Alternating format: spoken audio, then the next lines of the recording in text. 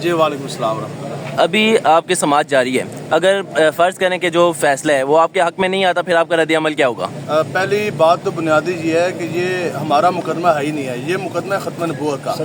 اور یہ امت مسلمہ کا مسئلہ ہے، اور یہ وہ ختم نبوت ہے کہ جو پورے دین کی اساس ہے، بنیاد ہے۔ اور اگر آپ یہ کوئی بندہ یہ کہے کہ چیف جسٹس اگر اپنا وہ غلیظ فیصلہ برقرار رکھتا ہے تو انشاءاللہ وہ فیصلہ واپس کروانا حضور کے غلاموں کو آتا ہے۔ چیف جسٹس نہیں بلکہ اس کا باپ بھی آ جائے، ختم نبوت کے اوپر حملہ کسی صورت بھی قابل برداشت نہیں ہے، اور یہ امپلیمنٹیبل بھی نہیں ہے۔ اگر اپنی ججمنٹ برقرار بھی رکھتا ہے تو پھر بھی ملک پاکستان میں اس کی امپلیمنٹیشن نہیں ہو سکتی۔ ہاؤ از اٹ پاسبل کہ آپ تو قادیانیوں کے ایجنٹی کار ہیں، ہم کہتے ہیں کون سی ماں ہے جس نے ایسا قادیانی پیدا کیا ہے کہ وہ یہ کہے میرے پاس یہ چیف جسٹس کی ججمنٹ ہے، لہٰذا میں حضور علیہ الصلوۃ والسلام کی گستاخی کرنے جا رہا ہوں، تو جو حضور کے بارے میں بولے گا ہم اس کو تن کے رکھ دیں گے۔ چیف جسٹس کس کھیت کی مولی ہے بھائی؟ تم اپنی جون سی ہیں وہ قانونی جو تم نے کرنا ہے تم وہ کرو، جو تم تنخواہ لے رہے ہو تم وہ کالے کو سفید، سفید کو کالا، یا سفید کو سفید یا کالے کو کالا، جو تم نے کرنا ہے وہ تم کرو، لیکن عقیدہ ختم نبوت، ناموس رسالت، دین کے اساس، ارکان دین کی طرف نہیں آؤ گے۔ آج اگر چیف جسٹس کہے جی 30 کی جگہ 40 سپارے ہو گئے ہیں، ہم مان لیں گے؟ نہیں، امپلیمنٹیبل ہی نہیں ہے نا، یہ تو ایکسیپٹیبل ہی نہیں ہے کسی صورت بھی۔ آج اگر چیف جسٹس معاذ اللہ نقل کفر نباشد کوئی اور بکواس کر دے، یا یہ کہہ نہیں جی نمازیں تو 5 کی جگہ 3 ہیں، ہاں چونکہ میں چیف جسٹس ہوں، میں آپ کو استثناء دیتا ہوں، آپ ساروں کو جو سا استثناء ہے کہ صبح کی نماز وہ بھی بڑی مشکل ہوتی ہے، رات کی ویسے نماز منافقین پہ بھاری ہے، تو آپ لوگوں کو معاف ہے، تو ہم کیا کہیں گے کہ جناب ٹھیک ہے چیف جسٹس نے کہہ دیا تو 5 کی جگہ 3 نمازیں ہیں، ہم نے کہا نہیں بدلے کا زمانہ لاکھ مگر قرآن نہ بدلا جائے گا، قول محمد قول خدا، فرمان نہ بدلا جائے گا، یہ جو کچھ مرضی کہے، شریعت وہی ہے جو امام الانبیاء حضور علیہ السلام۔ چیف جسٹس صاحب کی طرف سے یہ بھی آیا کہ میں نے مفتی منیب الرحمان صاحب کو بلایا تھا جب میں اس کا فیصلہ دینے لگا تھا، لیکن وہ سماعت کے لیے نہیں پہنچے،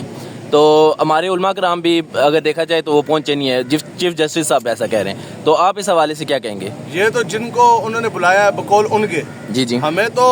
یہ چیف جسٹس کی ایک بات پہ بھی یقین ہے ہی کوئی نہیں ہے۔ ٹھیک، اب بالکل میں آپ کو حقیقت بتا رہا ہوں، ٹھیک ہے، یہ البتہ جو سوال ہے تو یہ مفتی صاحب سے بنتا ہے، یہ ہم سے تو نہیں بنتا، ہم تو بن بلائے آنے کے لیے ابھی بھی تیار ہیں۔ نہیں جس طرح دیکھیں ہم اپنے ذمہ دار ہیں نا، جی ٹھیک ہے، وہ تو جو جن کا وہ کہہ رہا ہے یہ تو وہ جواب دیں گے نا، مفتی منیب ان کو بلایا کہ نہیں بلایا، ہم آپ کو اپنی بات کر رہے ہیں، آپ ہم سے اپنا پوچھیں، ہمارا موقف یہ ہے ہم تو بن بلائے مہمان ہیں، اور ایسے مہمان ہیں کہ جن کے سامنے آپ نے کنٹینر بھی رکھے ہیں، جن کے گھروں میں آپ نے رات کو چھاپے بھی مارے ہیں، اور جن کو آپ نے ہراساں بھی کیا ہے، ہم تو سب کچھ چیزیں عبور کر کے ادھر آ گئے ہیں، ٹھیک ہے، اور چیف جسٹس اگر فیصلہ واپس لیتا ہے تو ویل اینڈ گڈ، نہیں لیتا تو ہم بن بلائے انشاءاللہ ہم سپریم کورٹ کی طرف بھی جائیں گے انشاءاللہ۔ اچھا، دیکھا گیا ہے کہ راستے میں بہت زیادہ کنٹینر تھے، فیض آباد بند تھا، پیچھے اگر کراڑ چوک دیکھا جائے سارا کچھ بند تھا،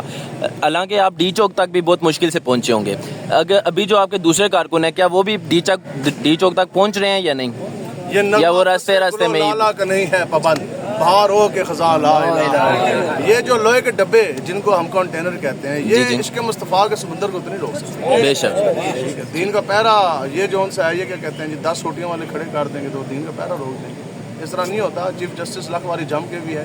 ٹھیک ہے، یہ کچھ بھی نہیں ہونا، فیصلہ جو ان سے ہے یہ تو ہم دماغ میں سوچ بھی نہیں سکتے، اور یہ کوئی بندہ سوچے بھی نہ، امام مالک نے کہا تھا 2 چیزیں دنیا میں جمع نہیں ہو سکتی، ہو ہی نہیں سکتی، یہ ناممکن ہے کہ عاشق رسول بھی ہو اور گستاخ رسول میں تناتا پھرے،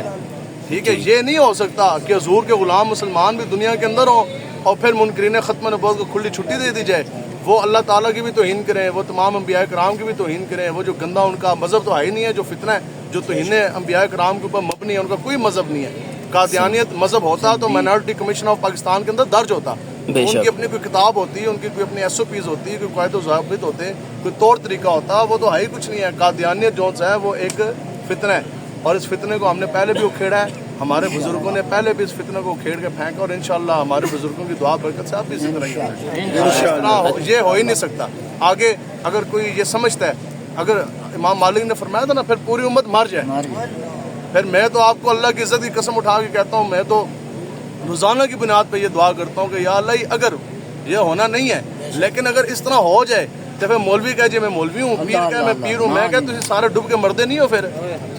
بھی ہمارے جیتے جی کم سے کم اس طرح نہیں ہو سکتا، ٹھیک ہے۔ پھر بھی وہ اس دن ایک بھائی نے انٹرویو لیا، انہوں نے کہا جناب اگر ہو جائے، میں کہا اگر ہو جائے نا تو پھر اتنی بات ہے کہ پھر ہم جو پگڑی جو پہنتے ہیں نا رضوی جی۔ جو نشان ہے غیرت کا اور رسول اللہ کی عزت ناموس کی پہرے ختم نبوت کی حفاظت کا وہ سمبل ہے، تو کم سے کم میں یہ تو نہیں کہتا کہ میں امامہ شریف پہننا چھوڑ دوں گا کیونکہ وہ تو رسول اللہ کی سنت ہے، لیکن میں کم سے کم پھر مجھے یہ حق حاصل نہیں ہے کہ میں وہ پگڑی جو حسین کے خادم کے ساتھ نسبت رکھتی ہے پھر میں وہ پگڑی سر پر کبھی پہنوں گا نہیں۔ اچھا ایک آخری سوال آپ کا، پگڑیاں ہمارے مدارس، ہمارے مساجد، ہماری یہ تحریک تنظیم، یہ سب کچھ اگر ہے تو یہ صرف اور صرف امیر مجاہدین نے عقیدہ ختم نبوت اور ناموس رسالت کی پہرے داری کے لیے اور حضور کا چمکتا دین تخت پر لانے کے لیے، اور جو کتے دین کے اوپر بھونکیں گے ان کو پٹا ڈالنے کے لیے امیر مجاہدین نے سب کو تیار کیا ہے۔